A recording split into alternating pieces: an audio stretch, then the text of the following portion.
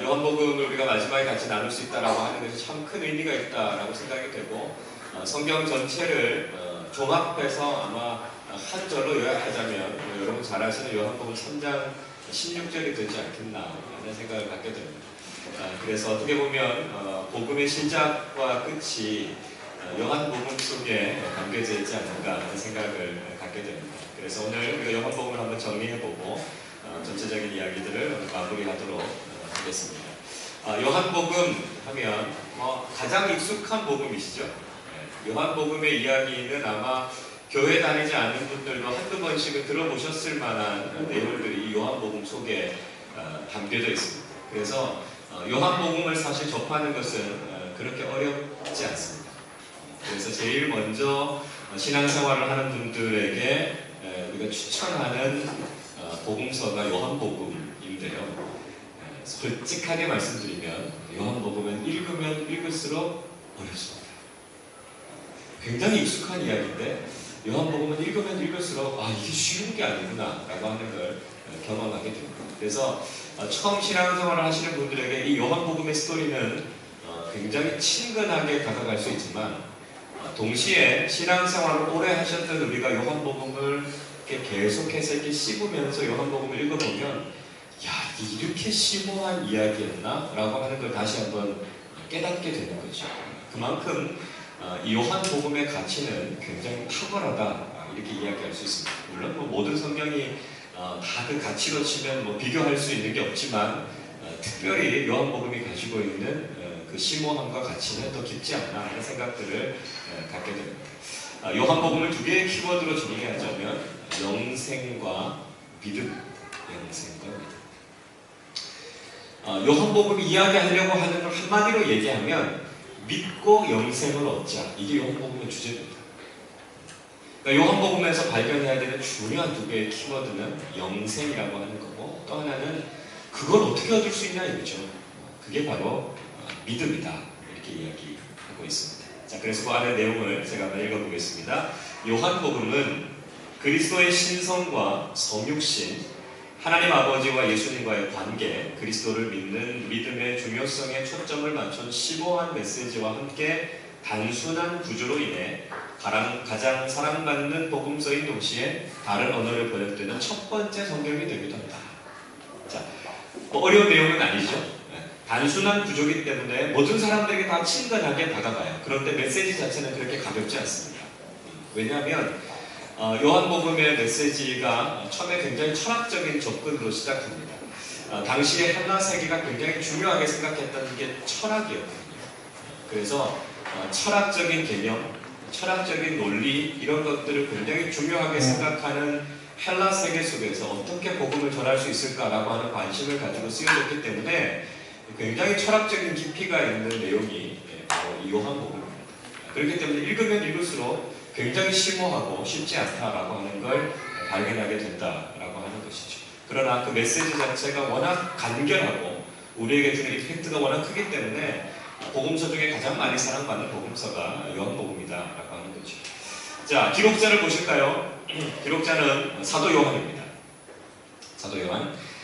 예수님의 제자들 가운데 요한과 야고보라고 하는 형제가 있었습니다. 이들은 세베대라고 하는 사람의 아들이었죠. 그래서 형제로서 예수님의 제자가 됐던 야고보와 요한 중에 그 요한, 사도 요한이 바로 이 기록자라고 되어져 있습니다. 원래 이 야고보와 요한이 예수님을 따라다니던 당시 초기에죠. 초기에는 별명이 우레의 아들 이런 별명이 있었습니다. 천국의 아들이라는 거죠. 성격이 불같았다는 거예요. 그래서 예수님과 제자들이 사마리아 지역을 이렇게 지나갈 때 예수님과 제자들을 환영하지 않았다는 거죠. 그러니까 예수님께 이렇게 이야기합니다. 예수님, 우리가 지금 당장 하늘에서 불을 내려서 저 사마리아 사람들을 다 불살라 버릴까요? 이렇게 이야기할 정도로 분노를 다스리지 못하는 굉장히 불같았던 사람들이 바로 이 요한과 야고보라고 하는 형제였습니다. 근데 이 사도 요한이 나중에는 어떤 사도로 불리냐면 사랑의 사도라고 하는 이름으로 불리죠.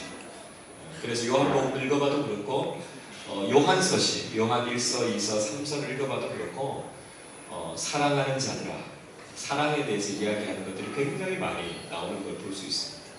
그러니까 불같았던 사람들이 주님을 만나고 난 이후에 성품이 온유해진 거죠. 사랑으로 바뀐 거죠. 그래서 그걸 보면 우리가 주님을 만나고 은혜를 경험하고 난 후의 모습이 어떤 모습이 되어야 되겠구나 라고 하는 것을 우리가 알 수 있습니다. 자, 그런 사도 요한, 아마 사도 요한의 성격이 그렇게 바뀔 수 있었던 것이 주님의 사랑을 경험했기 때문일 겁니다. 요한복음을 기록하면서 계속 자기 자신을 표현할 때 요한 이렇게 표현하지 않고 주님께서 사랑하시는 제자 이렇게 쓰거든요. 주님께서 사랑하시는 제자. 그러니까 사도 요한을 바꾸어 놓았던 것도 결국 주님의 사랑을 경험하고 난 이후에 이 불같았던 성격이 사랑이 풍성한 사도로 변화되어졌다라고 하는 것을 우리가 알 수 있습니다. 자, 기록 연대는 AD 한 90년대 정도 되니까 예수님께서 부활하시고 승천하시고 난 이후에 한 50년, 60년 정도 흐른 뒤죠. 그러니까 다른 복음서들이 먼저 다 쓰여지고 난 이후에 조금 있다가 살펴보겠습니다만 다른 복음서가 다루지 못한 부분들과 또 다른 복음서가 쓰여진 것과 조금 더 다른 시각으로 예수님이 어떤 분이시고 복음이 무엇인가라고 하는 것을 좀 다른 각도에서 보여주고 있는 것이 바로 요한복음입니다. 자, 요한복음의 주제는 뭘까요? 그 밑에 있는데요. 같이 한번 읽어보겠습니다. 시작. 거룩한 하나님의 아들이며 우리가 영생을 얻으려면 믿어야 할 주님이시다. 예수님은 하나님의 아들이시고 우리가 영생을 얻기 위해 믿어야 할 주님이다. 이렇게 말씀하고 있습니다. 이게 주제입니다. 아까 말씀드렸던 것처럼 믿고 영생을 얻는 것.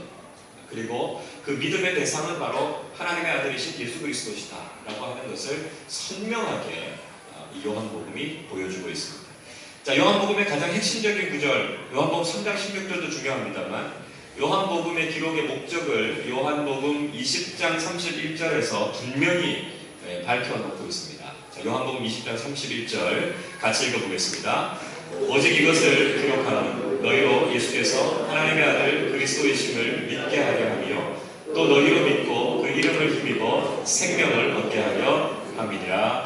아멘.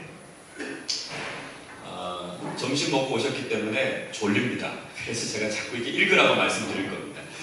제가 요 다음 타임 2시 40분 강의가 제가 한 학기 동안 했던 강의거든요. 그래서 뭐 무지 졸리시기 때문에 하여튼 저희는 저희 수업 때 계속 읽습니다. 안 그러면 잠깐 안 읽고 정신을 놓치면 잠깐 이렇게 입신하기 때문에 꼭 같이 읽는 시간들이 좀 많습니다. 자, 오직 이것을 기록함. 자, 요한복음을 기록한 목적이라는 거죠.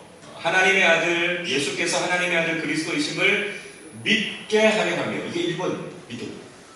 그리고 또 너희로 믿고 그 믿음을 통해서 결국 뭘요? 생명을 얻게 하기 위함이다. 이렇게 이야기하고 있습니다. 자, 그러니까 요한복음 20장 31절에서도 이 요한복음의 목적이 무엇인지 아주 정확하게 밝혀놓고 있다라고 하는 것을 알 수 있습니다. 자, 성경에는요 복음서가 4개 있습니다. 그렇죠? 마태, 마가, 누가, 요한. 그래서 사복음서라고 부르는데 사복음서를 크게 한번 나눠보면 마태, 마가, 누가를 하나로 묶고 요한복음을 또 하나로 묶습니다. 그래서 마태, 마가, 누가를 합쳐서 공관복음, 그러니까 같은 관점으로 쓰여진 복음서다. 그래서 공관복음 이렇게 부르고요. 요한복음을 따로 하나 떼냅니다. 제4복음 이렇게 이야기하기도 하고 따로 떼냅니다. 왜냐하면 서로 약간의 이 차이, 시각에 좀 차이가 있기 때문에 그렇습니다. 자, 어떤 차이가 있냐면 마태, 마가, 누가는 읽어보면 비슷해요. 구조가 비슷합니다. 왜냐하면 갈릴리에서 있다가 예루살렘으로 올라가셨다. 요거거든요. 구조. 그러니까 갈릴리로 있다가 예수님께서 십자가 지시기 위해서 예루살렘으로 올라가시는 구조로 되어 있는 게 공관복음인가 하면 요한복음은 갈릴리와 예루살렘을 예수님께서 왔다 갔다 하셨던 이야기가 기록되어져 있습니다. 자, 왜 그러냐면 밑에 보시면 공관복음은 주로 공생의 기간 마지막 1년을 중심으로 쓰여져 있습니다. 그래서 주로 갈릴리에서의 사역이 중심이 많이 되어 있는 반면에 요한복음은 공생의 3년 기간 동안에 예수님께서 움직이시면서 오고 가시면서 하셨던 사역 전체를 기록하고 있기 때문에 그런 차이들이 좀 있다라고 하는 것이죠. 그리고 공관복음은 예루살렘 체류가 마지막 한 주간의 내용으로 한정이 되어 있는 반면에 요한복음은 예루살렘을 3번 방문하신 내용이 기록되어져 있습니다. 그러니까 기록하고 있는 그 범위가 다르기 때문에 시기가 좀 다르기 때문에 요한복음이 좀 더 많은 내용을 포함하고 있는 거죠. 그리고 공생의 기간 동안에 한 번 예루살렘을 방문하신 기록이 동관복음에 기록되어져 있고 요한복음은 예루살렘과 그 주변에서 약 반년 정도 머무신 사건이 기록되어져 있습니다. 성전 정화 사건이 동관복음에는 공생의 말기에 기록되어 있고 요한복음에는 공생의 초기에 기록이 되어져 있습니다. 약간의 차이를 가지고 기록이 되어져 있는 부분들이 있는데요. 이건 우리가 이렇게 이해할 수 있을 것 같아요. 어떤 그림을 그릴 때 우리가 한 그림을 어떤 측면이나 어떤 시각에서 보느냐에 따라서 그 위치가 살짝 달라 보일 수 있는 부분들이 있죠. 그리고 잘 보이지 않았던 부분들이 반대쪽에서 보면 보여지는 부분들이 있습니다. 그래서 사복음서에 기록되어져 있는 내용들은 서로 상충된 내용들을 적고 있는 게 아니라 서로 보완적인 내용들을 적고 있는 거죠. 그래서 예수님께서 하셨던 말씀과 예수님께서 하셨던 여러 가지 사역들이 있는데 그 부분들 중에 어떤 부분들은 좀 부각이 돼서 쓰여져 있던 부분들이 있고 또 어떤 복음서에서는 그 부분이 그냥 스킵하고 지나간 부분들이 있다는 거죠. 그래서 그런 부분들을 다시 한번 다른 복음서에서는 그 사건을 놓치지 않고 기록하고 있는 부분들이 있고요. 또 읽어보시다 보면 공통적으로 다 똑같이 기록되어져 있는 내용들도 역시 발견할 수 있습니다. 그래서 네 개의 복음서를 읽으면서 예수님께서 하셨던 말씀과 예수님의 사역이 어떤 것인가 라고 하는 것을 우리가 종합적으로 이해할 수 있는 또 여러 각도에서 예수님을 바라보고 이해할 수 있게 하는 데 있어서 이 사복음서가 굉장히 중요한 역할을 하고 있다라고 하는 것을 우리가 알 수 있습니다. 자, 그러면 거기 밑에 있는 요한복음의 핵심 개념으로 한번 가보죠. 요한복음이 여러 가지 많은 이야기들을 하고 있지만 아주 키포인트가 될 수 있는 몇 가지의 개념들로 우리가 정리를 해볼 수 있습니다. 첫 번째는요, 말씀입니다. 말씀. 헬라어로는 로고스 이렇게 이야기하는데요. 요한복음 1장 1절이 태초에 말씀이 계십니다. 이렇게 시작합니다. 그래서 말씀 기독론, 예수님을 말씀으로 표현하고 있는 걸 우리가 볼 수 있죠. 자, 요한복음 1장 14절 말씀을 제가 적어놨는데요. 자, 그 말씀을 같이 한번 읽어보도록 하겠습니다. 말씀이 육신이 되어 우리 가운데 거하심에 우리가 그의 영광을 보니 아버지의 독생자의 영광이요 은혜와 진리가 충만하더라. 아멘. 자, 익숙한 말씀이죠. 말씀이 육신이 되어. 이게 무슨 뜻입니까? 말씀이 육신이 됐다는 게 무슨 뜻이죠? 말씀이신 예수님이 인간에 머물 입으셨다 이 이야기죠. 그래서 우리가 이걸 성육신 이렇게 말합니다. 근데 제가 이 말씀을 읽으면서 이게 사실은 저한테 잘 안 와닿았어요. 근데 어느 날 이 말씀이 저한테 가슴에 콱 와닿으면서 제가 평생 목회사역을 하는 데 있어서 이 말씀은 제 좌우명과 같은 말씀입니다. 그래서 제가 카톡에 이렇게 보면 제 카톡에 저를 소개하는 글에 이 내용이 쓰여져 있습니다. 근데 이 말씀을 제가 그대로 쓰지 않았고요. 제가 조금 번역을 다르게 해서 이렇게 써놨어요. 말씀이 삶이 돼요. 전 이렇게 썼습니다. 이 말씀이 전 그 말씀으로 다가왔어요. 말씀이 육신이 됐다. 예수님이 육신을 입고 이 땅에 오셨다라고 하는 이야기가 뭐냐 이거죠. 그게 우리에게 주고 있는 의미가 뭐냐. 예수님은 말씀만 하신 분이 아니라 말씀대로 사신 분이라는 거예요. 예수님이 말씀하셨고 그 말씀대로 이 땅에 오셔서 사시고 그 말씀을 이루시기 위해서 당신 자신의 생명을 십자가에서 내어 주신 분이 예수 그리스도시다라고 하는 거죠.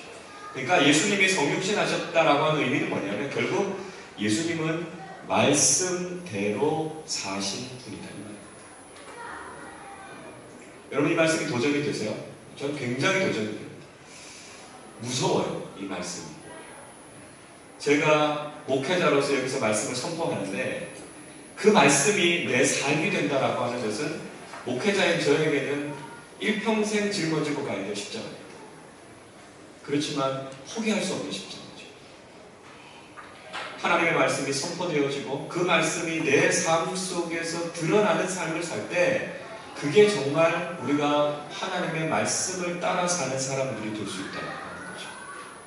여러분, 말씀의 능력이 왜 안 나타날까요?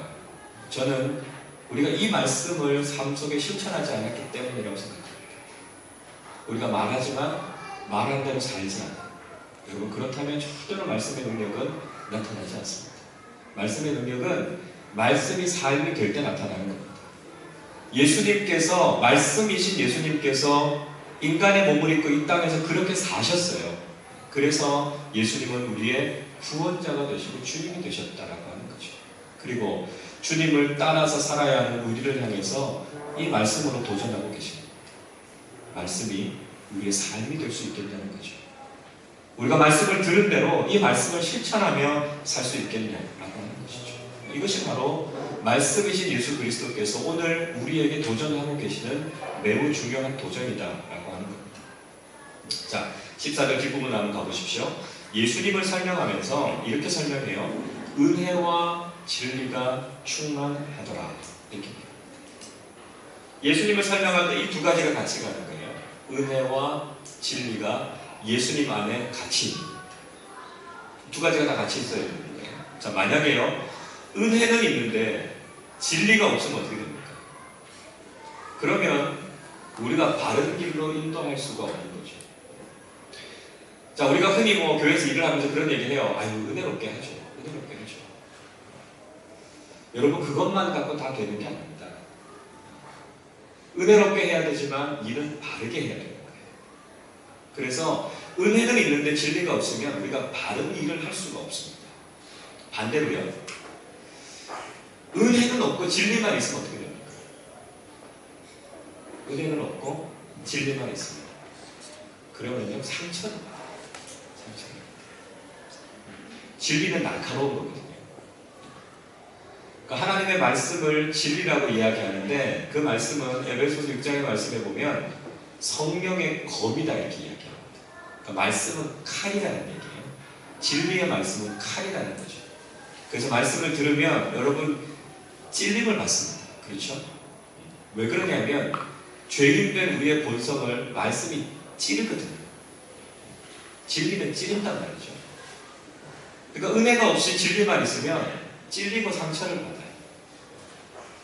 그러나 그것에 예수 그리스도께서 은혜와 함께 하시기 때문에 그게 우리를 찌르고 상처를 내는 게 아니라 마치 메스로 아픈 부위를 도려내고 치료하는 메스와 같은 역할을 하게 된다는 거죠. 그래서 은혜와 진리는 같이 가야 됩니다. 예수 그리스도께서 바로 그런 분이셨다라고 하는 거죠. 진리의 말씀을 가지고 죄악된 본성을 찌르십니다. 그러나 거기서 끝나는 것이 아니라 예수 그리스도의 은혜를 통해서 죄악된 우리를 정죄하지 않으시고 우리를 구원해 주시는 거죠. 그게 바로 예수 그리스도의 사역이시다라고 하는 것을 우리에게 말씀해 주고 있는 겁니다. 자, 이게 말씀이에요. 말씀이신 예수 그리스도를 이렇게 표현하고 있는 겁니다. 자, 두 번째 요한복음의 중요한 핵심 개념은 믿음입니다. 자, 에베소서 요한복음 3장 16절 같이 읽어보겠습니다. 하나님이 세상을 이처럼 사랑하사 독생자를 주셨으니 이는 그를 믿는 자마다 멸망하지 않고 영생을 얻게 하려 하시다. 믿는 자에다 표시해 보십시오. 구원이 어떻게 오느냐? 그렇죠? 영생이 어떻게 오느냐? 그 통로는 믿음입니다. 예수 그리스도를 믿는 믿음으로만 우리가 영생을 얻을 수 있다라고 하는 분명한 영생과 구원의 통로가 무엇인가 라고 하는 것을 요한복음이 정확하게 이야기해주고 있다라고 하는 것이죠. 자, 세 번째 요한복음이 강조하는 개념은 영생입니다. 영생, 생명. 요한복음 5장 24절 같이 읽어보겠습니다. 내가 진실로 진실로 너희에게 이르노니 내 말을 듣고 또 나 보내신 이를 믿는 자는 영생을 얻었고 심판에 이르지 아니하나니 사망에서 생명으로 옮겨내라. 자, 나 보내신 이를 믿는 자는 영생을 얻었다 이렇게 말씀합니다. 영생에다 표시를 해보시고요. 심판에 이르지 않으니 사망에서 생명으로 옮겼다. 생명에다가 표시를 해보십시오. 똑같은 말입니다. 똑같은 말. 헬라어로는 조에라고 하는 생명이라고 하는 똑같은 말로 이야기하고 있습니다. 예수 그리스도를 믿음을 통해서 우리에게 얻게 되는 것, 그게 바로 영생이라는 거죠. 예수 그리스도를 믿어서 우리가 무엇을 얻기 위해서 예수 그리스도를 믿느냐라고 하는 거죠. 세상의 성공입니까? 아닙니다. 예수 그리스도를 믿어서 우리가 얻게 되는 가장 중요한 것이 있다면 그건 바로 영생, 생명이다라고 하는 거죠. 자, 그런데 오늘 5장 24절 말씀에서 영생을 얻었다, 이렇게 과거형으로 쓰고 있습니다. 영생을 얻었다. 그러니까 무슨 얘기냐면 우리가 예수 그리스도를 구주로 영접하고 믿는다라고 하는 그 순간부터 우리는 이미 영생을 가지고 있다고요, 없다고요? 가지고 있다는 거예요. 여러분 영생을 가지고 계십니까? 영생이 뭡니까? 영생이 뭐죠? 그러니까 영생을 가끔 이렇게 오해하시는 분들이 있어요. 영생은 죽어서 천당 가서 영원히 사는 걸 영생이다라고 생각합니다. 일부분 맞는 이야기지만 정확한 이야기는 아닙니다. 자, 여러분 예수를 믿으면 영생이 이미 우리에게 주어졌다고 이야기하고 있어요. 그럼 영생은 뭡니까? 여러분이 가지고 있는 영생은 뭐죠? 예수 그리스도의 생명이 이미 여러분에게 시작됐다라고 하는데 여러분은 예수 그리스도의 생명을 가지고 있다는 걸 어떻게 설명하실 수 있습니까? 자, 예수 그리스도를 믿음과 동시에 이미 영생을 시작했다고 이야기하고 있습니다. 그리고 우리가 하나님의 나라에서 천국에서 이 영생은 완성이 될 겁니다. 자, 그건 맞는 이야기예요. 자, 그렇다면 오늘을 살아가는 우리에게 있어서 영생을 소유하면서 살아간다라고 하는 이야기는 무슨 이야기냐면 예수 그리스도의 생명이 지금도 내 삶 속에서 역사하고 있다는 것을 의미하고 있습니다. 이걸 어떻게 이해할 수 있을까 제가 막 고민하다가 가장 쉽게 이해될 수 있었던 얘기가 뭐냐면 예수를 믿으면 살 맛이 난다는 겁니다. 무슨 얘기인지 아시겠어요? 예수를 믿으면 오늘 우리의 삶 속에 살아야 할 소망과 살아야 할 기쁨과 삶에 대한 원동력과 삶에 대한 에너지가 있다는 거예요. 물론 우리의 삶에 어려움이 있습니다. 질병도 있고요. 실직을 하게 되기도 하고 여러 가지 삶의 어려운 문제들을 경험하게 되기도 한다는 거예요. 그럼에도 불구하고 우리에게 예수의 생명이 있다는 건 뭐냐면 그럼에도 불구하고 우리가 살만 나는 인생이다라고 고백할 수 있다라고 하는 것이 우리에게 영생이 있다라고 하는 것에 대한 비결입니다. 설명입니다. 자, 우리는요 결론을 알고 있는 사람들입니다. 우리가 흔히 종말론적인 신앙이라는 이야기 하잖아요. 우리는 종말론적인 신앙을 갖고 있는 사람입니다. 종말이라고 하는 이야기를 흔히 하면 이게 마치 모든 것이 다 멸망하는 것처럼 모든 것이 다 끝나버리는 것처럼 이렇게 생각할 수 있지만 종말론적인 신앙이라는 얘기는 뭐냐면 우리가 끝을 안다. 끝을 안다. 이게 종말론적인 신앙. 여러분의 인생의 끝은 뭡니까? 하나님의 나라에서 영생을 누리는 것이 여러분의 삶의 끝이죠. 맞습니까? 네. 그러니까 하나님의 나라에서 영원히 사는 것. 그게 여러분에게 주어져 있는 여러분의 인생의 끝입니다. 그러면 결국 우리에게 주어져 있는 결론은 뭐냐면 우리가 영원히 살 사람들이라는 겁니다. 비록 우리가 이 땅을 살아가면서 여러 가지 힘들고 어려운 일들을 만나게 될지라도 우리는 우리의 삶의 결론은 뭐냐면 우리는 죽을 사람들이 아니고요. 우리는 영원히 살 사람들이에요. 자, 그 끝에서부터 다시 한번 우리 자신의 삶을 돌아보시자는 거죠. 그렇다면 우리의 인생의 결론은 예수 그리스도 안에서의 영원한 삶입니다. 우리는 결국 살 사람들이에요. 그렇다면 오늘 우리 앞에 놓여있는 그 무엇이 우리로 하여금 절망하거나 낙심하게 할 수 있겠느냐라고 하는 거죠. 그렇기 때문에 비록 힘들고 어려운 일들이 우리 앞에 놓여 있을지라도 그럼에도 불구하고 우리가 고백하는 것은 예수 그리스도를 믿음으로 우리의 인생의 살만 나는 인생이 됐다라고 고백할 수 있는 것이 바로 영생을 소유하고 있는 사람들의 고백이라는 것입니다. 여러분 여기 분들 한번 보십시오. 살만 나십니까? 여쭤보십시오. 너무 심각하게 저를 보지 마시고 옆에 분들을 보시면서 여러분 우리에게 예수 그리스도의 영생이 있다는 건 그거. 오늘을 살아갈 때 힘든 일들이 없다는 게 아니에요. 예수를 믿으면 사실은 겪지 않아도 될 더 힘든 일들이 우리의 삶에 있을 수 있습니다. 그럼에도 불구하고 우리가 고백하는 것은 예수 그리스도께서 우리에게 주신 생명이 있기 때문에 그 생명을 의지하여 오늘도 주님 안에서 살만 나는 인생을 살아가고 있습니다 라고 고백하는 것이 그리스도인의 삶인 줄로 믿습니다. 여러분 그 고백을 가지고 살아가실 수 있기를 바랍니다. 자, 한 장을 넘어가 보시죠. 자, 네 번째 요한복음이 이야기하는 중요한 핵심 개념 중에 하나는 진리입니다. 자, 요한복음 8장 32절 같이 읽어보겠습니다. 진리를 알지니 진리가 너희를 자유롭게 하리라. 자, 진리라고 하는 굉장히 중요한 개념이 있습니다. 그리고 이것에 반대되는 개념으로는 거짓이죠. 거짓.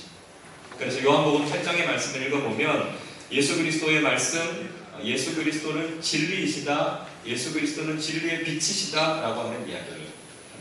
그리고 예수님을 반대하는 유대 종교 지도자들을 향해서 너희는 너희의 아비는 마귀다 이렇게 이야기합니다.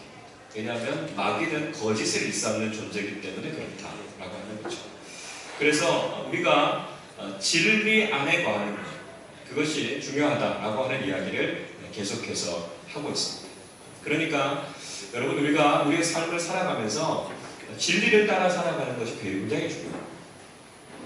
그래서 우리가 할 수만 있다면 거짓은 우리 입술에 담지 않으셔야 돼요. 왜냐하면 마귀가 그걸 사용하고 그래서 우리가 늘 진리 되신 성령님 또 진리 되신 하나님의 말씀을 우리의 마음속에 우리 입술에 담아가는 것이 중요하다는 거죠. 하나님의 자녀답게 살아가는 것 바로 진리를 따라 살아가는 삶이다 이렇게 말씀하고 있습니다. 자, 다섯 번째 요한복음에서 또 하나의 중요한 개념은 표적 또는 이적이라는 단어입니다. 요한복음 2장 11절 같이 읽어보겠습니다. 예수께서 이 첫 표적을 갈릴리 가나에서 행하여 그의 영광을 나타내시매 제자들이 그를 믿으니라. 첫 표적, 물을 포도주로 만드신 사건을 첫 표적 또는 이적 이렇게 표현합니다. 헬라어로는 세메이온이라고 하는 단어를 쓰는데요. 이 말이 갖고 있는 의미가 뭐냐면 화살표입니다. 화살표. 자, 여러분 화살표가 있어요. 그러면 화살표가 중요한 겁니까? 아니면 화살표가 가리키는 방향이 중요한 겁니까? 방향이 중요한 거죠. 그러니까 화살표 그 자체가 의미가 있는 게 아니라 화살표가 지금 가리키고 있는 방향이 뭔가 이게 중요한 겁니다. 그러니까 예수님께서 지금 행하신 기적이 중요한 게 아니라 그 기적이 보여주고 있는 게 무엇인가 라고 하는 게 중요하다는 거예요. 그래서 예수님께서 행하셨던 기적은 결국 예수님이 하나님의 아들이시다라고 하는 걸 보여주는 거예요. 예수님께서 이런 능력으로 이 일을 행하시는 것은 예수님께서 하나님의 아들이시고 예수님만이 우리를 구원하실 수 있는 구주이시기 때문에 예수님을 보라는 거예요. 예수님을 보라는 거예요. 그래서 그 이적을 통해서 결국은 예수님이 누구신가를 보라는 거죠. 그런데 그걸 안 보고 자꾸 사람들이 기적에만 집중하니까 이적, 화살표라고 하는 단어를 쓰는 거예요. 그게 중요한 게 아니라 예수 그리스도를 보라는 거죠. 우리 신앙생활 속에도 마찬가지입니다, 여러분. 기적보다 중요한 건 말씀이에요. 말씀.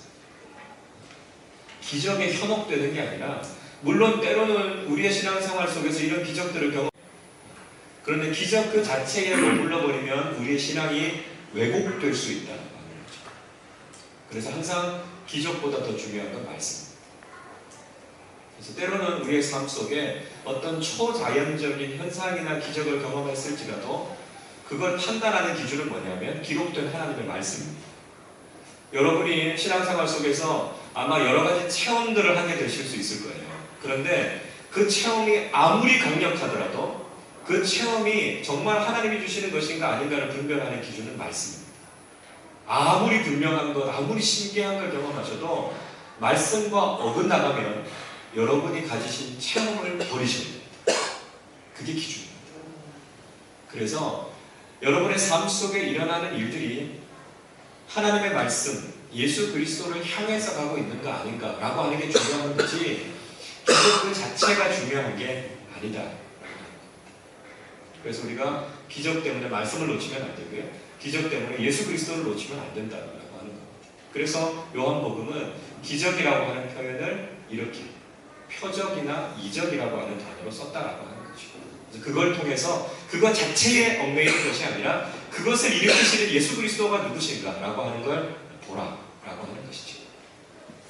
자, 이렇게 한 5가지 정도 요한복음의 중요한 개념들을 정리해 봤습니다. 여러분 요한복음 읽으시면서 이제 이런 개념들이 나오면 이렇게 표시를 하시면서 읽어보시면 이렇게 중요한 단어구나 라고 하는 걸 찾으실 수 있다라고 하는 거죠. 자, 요한복음이 어떻게 구성되어 있는가 한번 보겠습니다. 21장으로 되어져 있습니다. 각 장들이 특징적인 몇 가지 또 한두 가지의 사건들을 기록하고 있고 그것이 어떤 의미인지를 해석하고 있는 내용들이 있는데요. 자, 1장은 말씀 기독론. 아까 제가 말씀드렸죠. 태초에 말씀이 계시니라. 말씀이신 예수 그리스도께서 육신을 입고 이 땅에 오셨다라고 하는 이야기가 1장에 나와 있습니다. 그래서 특히 요한복음 1장의 말씀은 이 헬라 철학에 익숙해 있던 사람들이 굉장히 관심을 가질 수 있는 로고스, 이 말씀이라고 하는 개념 자체가 굉장히 철학적인 개념이거든요. 그러니까 그런 헬라 사람들에게 복음을 전하기 위해서 어떤 접촉점으로서 지금 쓰고 있는 개념이 이 개념입니다. 그래서 다분히 헬라 사람들에게 복음을 전하고자 하는 어떤 그 의도를 가지고 요한복음이 지금 쓰여지고 있구나라고 하는 것을 우리가 1장 속에서 확인할 수 있는 거죠. 2장은 가나의 혼인잔치입니다. 혼인잔치로 예수님의 첫 이적이 시작되어지고 있고요. 그뿐만이 아니라 우리가 복음서를 읽어보다 보면 잔치 이야기가 많이 나오죠. 그죠? 복음서 읽어보면 잔치 얘기가 많이 나옵니다. 자, 왜 잔치 이야기가 많이 나올까요? 또 특별히 예수님께서 천국을 이야기하면서 잔치로 많이 비유를 두셨어요. 그 이유는 뭐냐면 우리의 신앙생활의 중심에는 기쁨이 있다. 잔치 같은 기쁨이 있다라고 하는 이야기를 지금 하고 있는 겁니다. 천국의 핵심이 뭘까요? 기쁨이에요. 기쁨. 하나님께서 우리에게 주시는 말로 표현할 수 없는 기쁨. 그게 바로 주님께서 우리에게 주시는 천국의 선물이다라고 합니다. 그래서 가끔 천국을 생각하면서 거기는 혹시 하루 종일 예배만 드리고 하루 종일 찬송만 하고 이런 데 아니야? 좀 지루해. 이런 생각을 갖고 계시는 분들이 가끔 있습니다. 주일날 와서 1시간 예배 드리는 것도 사실 쉽지 않은데 천국 가서 24시간씩 예배 드리면 천국을 꼭 가야 되나? 이런 생각들을 하시는 분들이 가끔 있어요. 그게 아닙니다. 그게 아닙니다. 천국은 기쁨이에요. 이 세상에서 우리가 누려보지 못해요.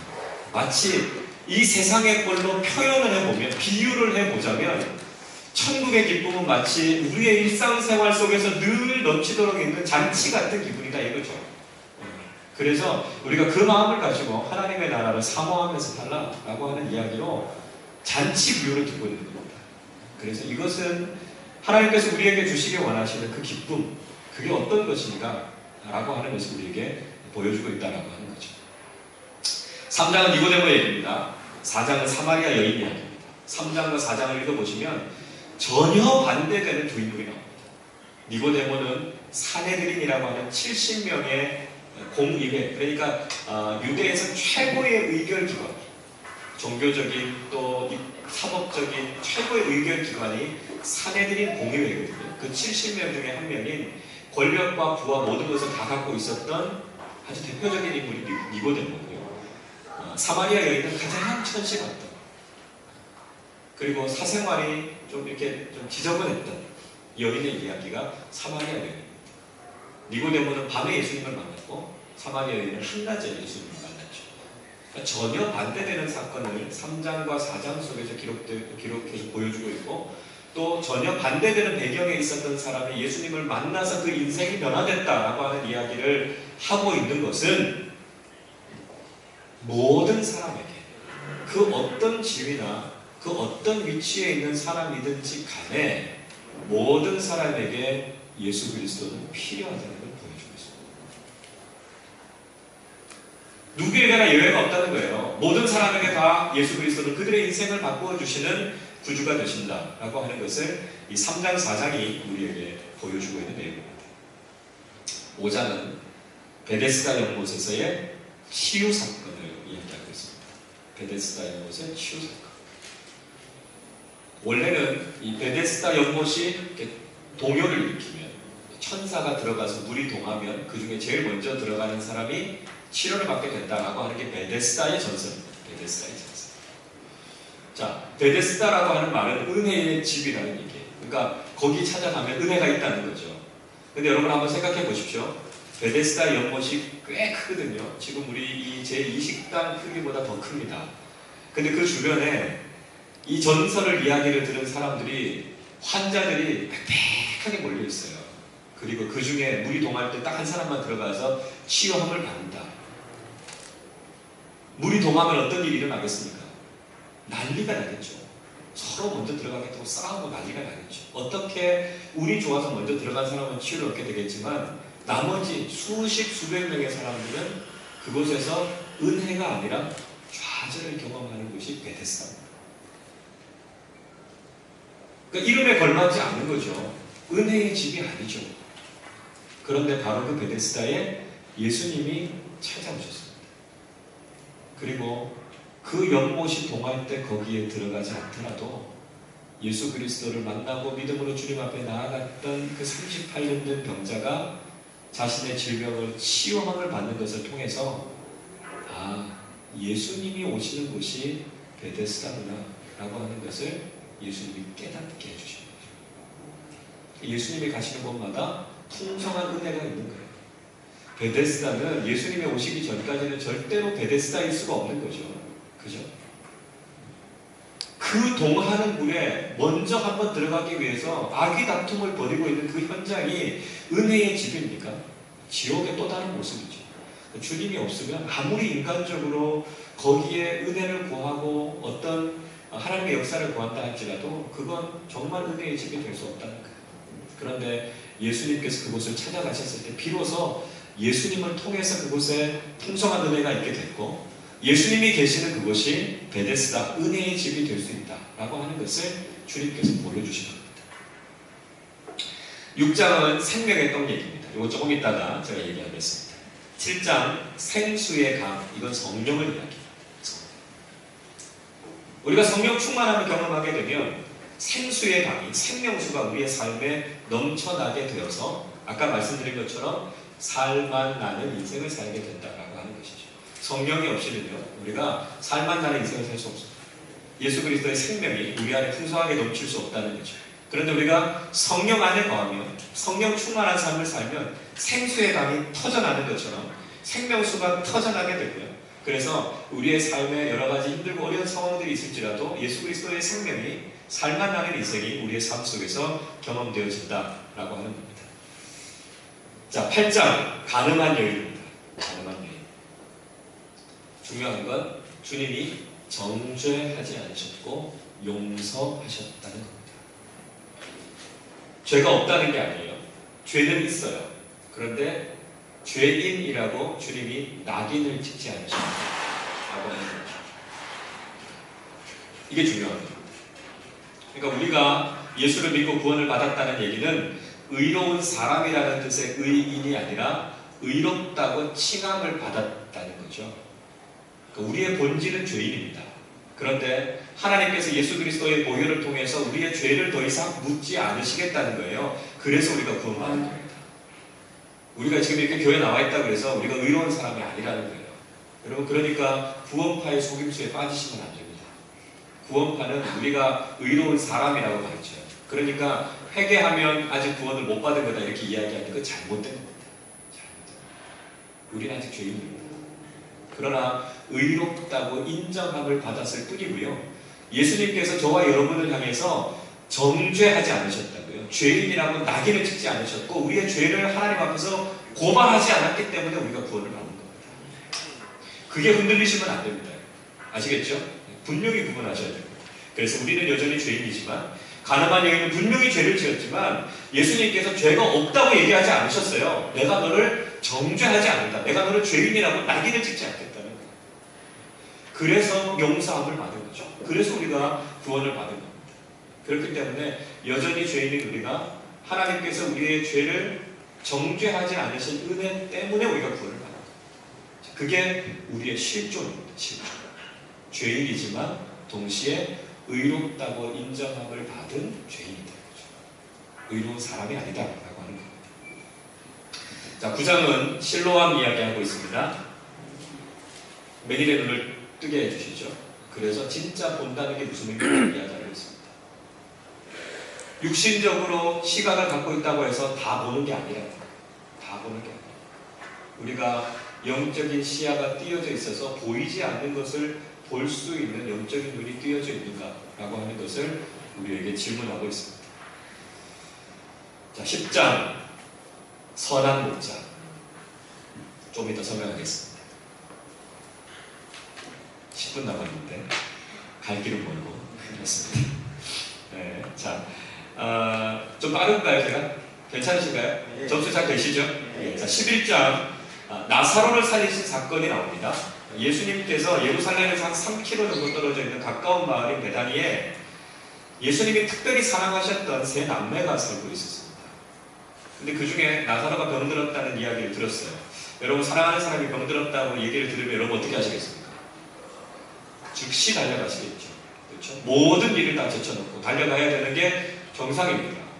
그런데 예수님께서 최소한 나흘을 더 지체하셨습니다. 왜 그러셨을까요? 조금 이따 설명하겠습니다. 12장 보시죠. 12장에는 향유를 부은 여인에 대한 이야기가 나옵니다. 예수님께 자신의 가장 귀한 향유를 예수님께 부어드렸습니다. 예수님께 드린 가장 큰 헌신이었죠.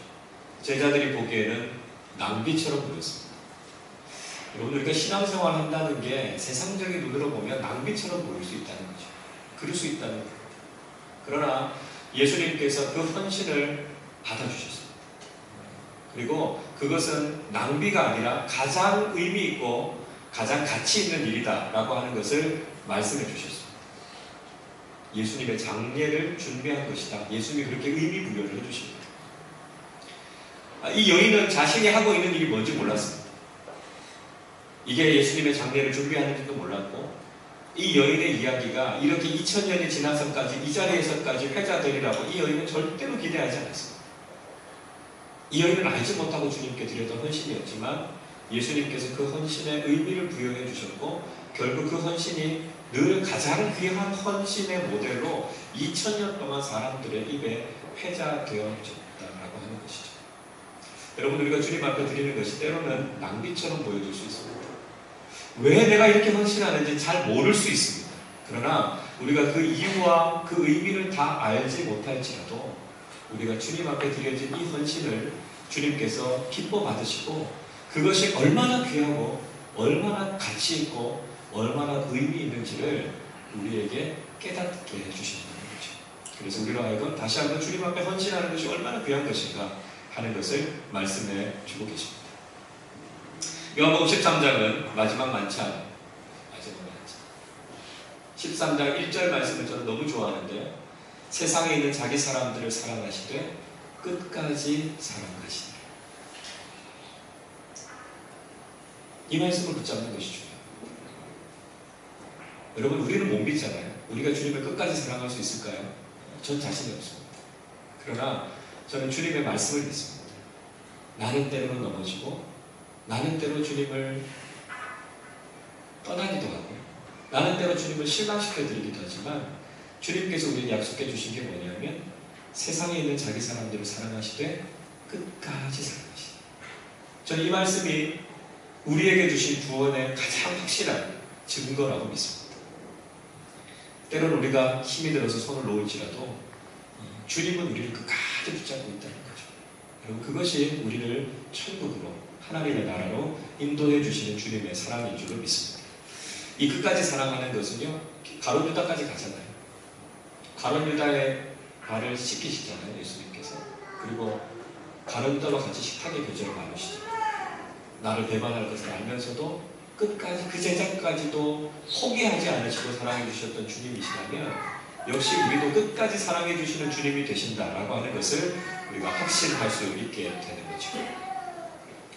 14장은 보혜사에 대한 이야기를 합니다. 보혜사 성령님, 보혜사, 나중에 뒤에서 얘기하겠지만 파라클레이토스라고 하는 말인데요, 옆에 계신 분 이야기입니다.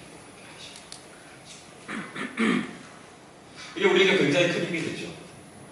우리가 인생에서 제일 힘든 건 뭐냐면 내가 혼자 있다는 거죠. 내 옆에 아무도 없다.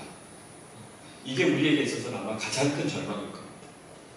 그런데 누군가 내 옆에 함께 있다는 것, 이거보다 우리에게 큰 힘이 없고요. 만약에 내 옆에 계신 분이 전능하신 하나님이십니다. 여러분, 그러면 우리가 그 어떤 상황 가운데서도 우리가 위로를 얻고 힘을 얻을 수 있죠. 그분이 성령님이시니까 내 옆에 계시다. 보혜사.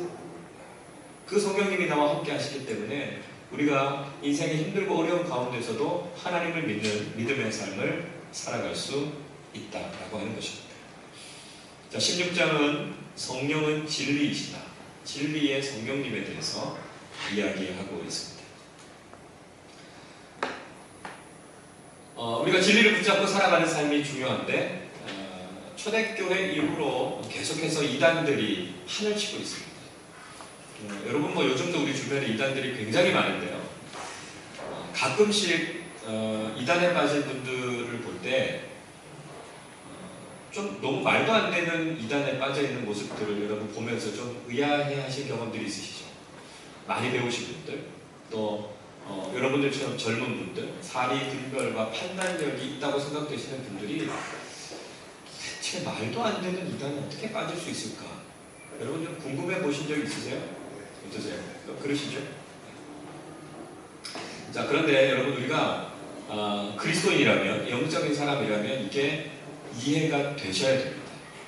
왜 그러냐면 성경은 우리가 잘못된 이단에 빠지게 되는 가장 중요한 이유 중에 하나가 미혹의 영이 역사하고 있기 때문이다, 이렇게 말씀합니다. 속이는 영이라는 거예요. 속이는 영. 그러니까 미혹의 영이 역사되지 않으면 정상적인 판단력과 지성을 가진 사람들은 말도 안 되는 이단에 빠지지 않습니다. 그럴 일이 없어요. 그런데 사단이 우리 가운데 역사하는 것 중에 중요한 것 하나가 뭐냐면 미혹의 영이에요. 그래서 우리의 마음이 미혹되어지면 무엇이 옳은 것인지 무엇이 그른 것인지를 판단하지 못하게 됩니다. 그렇게 되면 말도 안 되는 이단에 빠지게 될 수 있다는 거죠. 자, 그래서 이단에 빠진 사람들을 보면서 여러분들이 영적으로 진단을 해주셔야 돼요. 진단을 해주셔야 돼요. 아, 그 미혹의 영이 역사하고 있구나. 그래서 우리가 이단에 빠진 사람들을 한두 번 권면하고 그리고 나서는 멀리하라, 성경은 이렇게 이야기합니다. 왜냐하면 영적인 싸움이기 때문에 우리가 말로 아무리 설명해도 그 이야기를 잘 듣지 않습니다. 그래서 우리가 제일 먼저 해야 될 게 뭐냐면 그 영혼을 강하게 사로잡고 있는 미혹의 영이 떠나가도록 여러분이 기도해 주셔야 된다. 그래서 미혹의 영의 이끌림을 받는 것이 아니라 진리이신 성령의 인도하심을 받을 수 있도록 여러분이 중보하면서 기도하시는 게 필요합니다. 그래서 말로 설명하고 말로 이야기하려고 해도 그 논리에 잘 넘어가지 않습니다. 잘 따라오지 않습니다. 그래서 가장 먼저 필요한 건 중보기도입니다. 그래서 그 영혼을 강하게 사로잡고 있는 미혹의 영이 떠나가고 진리 되신 성령께서 빛을 비추어 줘야 되는 거죠. 그래서 뭐가 옳은 것인가 뭐가 그른 것인가를 분별하면 이단에서부터 빠져나옵니다. 근데 그게 안 되면 여전히 그냥 이단 속에 빠져 있는 거예요. 그래서 여러분들이 그걸 보시고 이해가 되셔야 됩니다. 그리고 기도가 필요합니다. 그리고 우리의 삶도 역시 마찬가지로 진리 되신 성령의 인도하심을 받을 수 있도록 우리가 늘 기도하는 것이 필요하다라고 하는 것이죠. 자, 17장은 예수님의 대제사장적인 기도입니다. 하나님과 세상 사이에서, 하나님과 사람들 사이에서 예수님께서 중간에 서서 기도하는 거예요. 이게 제사장적인 기도. 여러분, 우리도 마찬가지로 하나님과 세상 사이에서, 하나님과 우리가 만나는 사람들 사이에서 바로 이렇게 기도하는 것이 우리가 해야 될 역할이다 라고 하는 것이죠. 자, 18장은 예수님이 체포되시는 이야기입니다. 19장은 예수님 십자가 지시는 사건이고 20장은 예수님의 부활을 기록하고 있습니다. 자, 마태복음, 마가복음, 누가복음은 지금 있는 요한복음 18장, 19장, 20장 이것이 다 마지막에 기록되어 있습니다. 마태복음 26장, 7장, 8장 끝. 마가복음도 14장, 15장, 16장 끝. 누가복음도 22장, 23장, 24장에서 끝납니다. 예수님의 부활과 승천으로 복음서들이 다 끝납니다. 그리고 아까 읽었던 요한복음 20장 31절 오직 이것을 기록하고 요한복음을 기록하고 있는 목적이 요한복음 20장 31절에 다 기록되어 있습니다. 그런데 요한복음은 한 장이 더 있습니다. 21장이 있습니다. 이게 뭐냐 이거죠. 이게 요한복음 21장은요 요한복음의 추신과도 같은 장입니다. 자, 그러니까 앞에 본문에서는 다 얘기하지 않았지만 여러분 우리가 추신을 편지에 추신을 쓴다는 건 빠졌지만 굉장히 중요한 이야기. 아, 이거 내가 꼭 해야 되는 얘기인데 빠졌다 라고 하는 내용을 다루는 게 추신 아닙니까? 추신. 그래서 그 추신의 내용입니다. 예수님께서 부활하시고 난 이후에 베드로를 포함한 7명의 제자가 디베라 바다, 갈릴리 바다에 가서 다시 고기 잡으러 갑니다. 그리고 그곳에 부활하신 예수님이 다시 찾아오시죠. 그리고 그 제자들을 회복시켜 주시고 특별히 베드로를 완전히 회복시켜 주셔서 순교의 자리까지 나가도록 주님께서 그를 인도해 주십니다. 무슨 얘기일까요? 예수를 믿고 살아가는 우리의 삶 속에도 다시 한번 믿음의 실패가 찾아올 수 있다는 거예요. 예수 믿고 살아간다고 해서 이제 예수님의 제자로 완벽하게 완전히 성공적으로 살아가는 게 아니라는 거예요. 때로는 우리가 예수님을 믿습니다. 믿음으로 고백하고 그 은혜를 경험하고 이제는 다시는 내가 실패하지 않고 좌절하지 않고 주님의 제자답게 살겠습니다 라고 얘기하고 나서도 또 넘어질 수 있대요. 또 넘어질 수 있대요. 그때 그렇게 주님의 제자답게 살아가기를 실패한 제자들을 향해서 주님은 다시 그들을 찾아오셨다. 그리고 그들을 먹이시고 그들을 회복시키셔서 다시 한번 끝까지 예수 그리스도의 제자로 살아갈 수 있도록 그들을 인도해 주셨다는 거죠. 마찬가지로 우리의 삶 속에서도 때로 우리가 주님의 그 놀라운 은혜를 경험한 이후에도 때로는 우리가 넘어지고 쓰러지게 될 수 있다는 거죠. 또다시 우리가 믿음 앞에서 실패하게 될 수 있다는 거예요. 그때 주님이 우리를 포기하지 않으시고 다시 찾아오셔서 완벽하게 회복시켜 주시는 주님의 은혜가 있다라고 하는 것을 반드시 기억하라 라고 하는 것이 요한복음 21장의 메시지입니다. 자, 제가 5분만 더 해도 될까요? 네. 요한복음의 특징에서 제가 에고에이미오 7가지만 얘기하고 오늘 제가 강의를 마치려고 합니다. 예수님께서 나는 누구다 라고 이야기한 에고에이미라고 하는 게 7가지가 등장합니다. 사람들이 예수님을 누구시다 이렇게 이야기하는 것보다 더 중요한 것은 예수님 스스로가 나는 누구다 이렇게 이야기하는 게 더 중요한 겁니다. 그렇겠죠? 예수님이 스스로 당신을 밝히신 자기 정체성, 이게 바로 에고에이미라고 하는 헬라어 이야기인데요. 나는 무엇이다 이렇게 말씀하시는 것이 7가지가 나옵니다. 자, 1번 같이 읽어보겠습니다. 나는 생명의 떡이다. 예수님이 당신 자신을 가리켜서 뭐라고 말씀하셨냐면 생명의 떡이다 이렇게 말씀하셨습니다. 평양과기대 정진호 부총장이 떡의 전쟁이라는 책을 썼어요. 떡의 전쟁. 뭐냐면 우리가 살아가는 세상은 떡 갖고 싸움하는, 떡 갖고 전쟁하는 세상이다 라고 하는 이야기죠.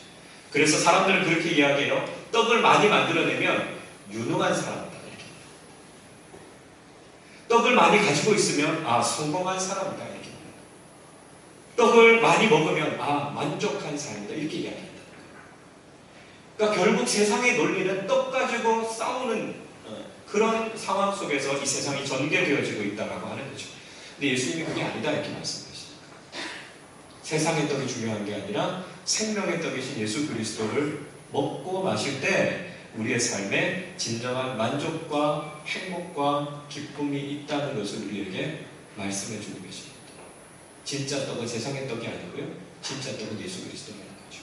그래서 우리가 매번 성찬식을 통해서 예수 그리스도를 먹고 마심으로 우리의 삶 속에 참된 기쁨과 참된 만족이 있다라고 하는 것을 우리가 고백하면서 살게 된다라고 하는 것이죠. 자, 두 번째 같이 읽습니다. 나는 세상의 빛이다. 세상의 빛, 진리를 이야기합니다. 세상은 어둡고요, 모호하고요, 불확실합니다. 우리가 불안해하는 이유는 뭐냐면 이 불확실함 때문에, 모호함 때문이다 라고 하는 것이죠. 그런데 우리가 세상의 빛이신 예수 그리스도를 만나게 되면 우리의 인생이 명확해진다는 거예요. 진리이신 예수 그리스도께서 우리의 인생에 빛을 비추어주시면 우리의 삶이 명확해진다는 거예요. 더 이상 모호함이나 어두움 가운데서 방황하는 것이 아니라 진리의 빛 속에서 우리의 삶이 명확하고 확실해지게 된다라고 하는 것을 이야기하고 있습니다. 세 번째 같이 읽습니다. 나는 양의 문이다. 이게 뭐냐면 유대 땅에서 옛날에 이 목자들이 울타리에 문이 없어요. 그래서 목자들이 서서 양을 들어가고 나오는 문의 역할을 했다라고 하는 거죠. 그러면서 목자들이 양을 일일이 다 그 상태와 이름과 모든 것을 다 알아서 부르고 또 그 양들을 이끌어가는 역할을 했다는 것이죠. 이것은 우리를 너무나 잘 아시는 예수 그리스도를 이야기하고 있습니다. 4번 같이 읽습니다. 나는 선한 목자이다. 예수님은 선한 목자다 이렇게 말씀합니다. 여러분 선한 목자에 대한 그림 여러분 아마 그 액자 같은 거 많이 보셨을 텐데요. 여러분 흔히 보셨던 액자는 그거죠. 이렇게 푸른 풀밭이 쭉 펼쳐져 있고 한가롭게 양들이 풀을 뜯고 있고 예수님은 지팡이를 들고 너른 바위 위에 앉아서 이렇게 크게 양들을 바라보고 있는 그림으로 우리 선한 목자 액자를 많이 봤습니다. 그러나 여러분 그 그림은 요한복음 10장을 한 번도 읽지 않고 그린 그림입니다. 요한복음 10장을 이렇게 이야기합니다. 나는 선한 목자라. 선한 목자는 양들을 위해서 목숨을 버리거니와. 이게 선한 목자입니다. 그러니까 저는 선한 목자의 그림을 그리려면 무서운 이리 때나 사자가 달려들어서 목자가 양을 이렇게 가리고 있고요. 사자가 이리가 이 목자의 팔을 물어서 피가 뚝뚝 떨어지는 것. 이게 선한 목자의 그림입니다. 요한복음이 이야기하고 있는 선한 목자 그림은 그겁니다. 예수님은 우리를 죄에서부터 구원해 주시기 위해서 기꺼이 자신의 생명과 자신의 피를 흘리신 분이 선한 목자시다라고 하는 거죠. 목자는 그거라는 거예요. 한가롭게 양들하고 이 목가적인 분위기를 즐기고 있는 게 선한 목자가 아니라는 겁니다. 주님은 우리를 위해서 생명을 주시기 위해서 오셨다라고 하는 것을 요한복음 10장에서는 이야기하고 있습니다.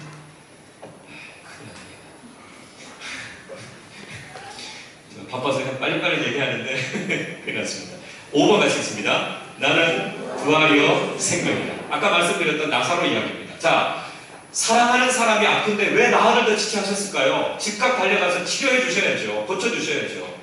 그런데 나사로가 죽을 때까지 주님이 기다리셨다 가셨어요. 왜요? 나사로에게 부활의 주님이 무엇인지 보여주기 위해서.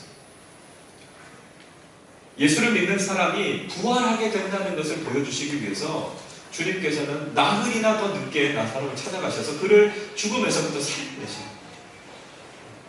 예수를 믿는 은혜가 뭐예요? 아픈 것으로부터 치료받는 것도 은혜지만 궁극적인 건 무엇입니까? 우리가 부활해서 영원히 살게 될 것이다 라고 하는 것을 가장 먼저 체험했던 사람은 나사로였습니다. 이 땅을 살아가면서 부활의 은혜가 뭔지를 생생하게 체험했던 사람이 바로 나사로입니다. 그러니까 가장 사랑하는 사람에게 가장 큰 사랑을 주님이 경험하게 해주신 거죠. 그게 바로 주님께서 보여주신 더 놀라운 사랑이다라고 하는 거죠. 그렇게 나사로를 살리신 것처럼 주님께서 역시 우리도 이 땅에서의 한 번의 육신의 죽음을 경험하게 되겠지만 반드시 하나님의 나라에서 부활하게 될 것이다 라고 하는 것을 우리에게 보여주고 있습니다. 그렇기 때문에 그 어떠한 절망적인 상황이 찾아올지라도 심지어는 죽음이 찾아올지라도 절망하거나 낙심하지 말라고 우리에게 말씀하고 계십니다. 왜냐하면 주님께서 부활이고 생명이시기 때문입니다. 6번 같이 읽습니다. 통로가 되시는 분이 예수 그리스도시다 라고 말씀하고 있습니다. 7번 같이 읽습니다. 나는 참 포도나무이다. 이것은 우리가 어떻게 하면 풍성한 삶, 열매 맺는 삶을 살 수 있을까라고 하는 것을 말씀하고 있습니다. 여러분들과 늘 풍성함을 추구하면서 살아가는데요. 어떻게 하면 우리 인생이 풍성해질 수 있을까요? 그것은 주님 안에 거할 때 우리의 삶이 풍성해질 수 있다는 것이죠. 주님 안에 거한다는 게 무슨 이야기입니까? 15장의 말씀을 읽어보면 주님의 말씀 안에 거한다는 거예요. 말씀이 우리 안에, 우리가 주님의 말씀 안에, 그래서 주님의 말씀을 따라서 살면 그게 바로 주님 안에 거하는 삶이고, 우리가 주님 안에 거하는 삶을 살게 될 때 열매 맺는 삶을 살게 된다는 겁니다. 풍성한 믿음의 삶을 살게 된다는 거예요. 우리 스스로의 노력이 아니라 우리가 얼마만큼 주님께 잘 붙어 있는가, 우리가 얼마만큼 주님의 말씀 안에 거하고 있고 주님의 말씀을 따라 살고 있는가라고 하는 것이 우리의 삶의 풍성함을 결정해주는 비결이다라는 것이죠. 그래서 우리가 특별히 이 한 해 동안 하나님의 말씀을 함께 통독하고 말씀을 들어왔는데, 여러분 여기에서 끝이 아니라 앞으로도 우리가 계속해서 주님의 말씀 안에 거하는 삶, 주님의 말씀과 함께 동행하는 삶을 살아갈 때 우리의 인생이 주님이 주시는 풍성함을 경험하게 되실 줄로 믿습니다. 말씀을 통해서 날마다 풍성함을 누리시는 우리 3040 성경관이 되시기를 주님의 이름으로 축원합니다. 기도하겠습니다. 하나님 아버지,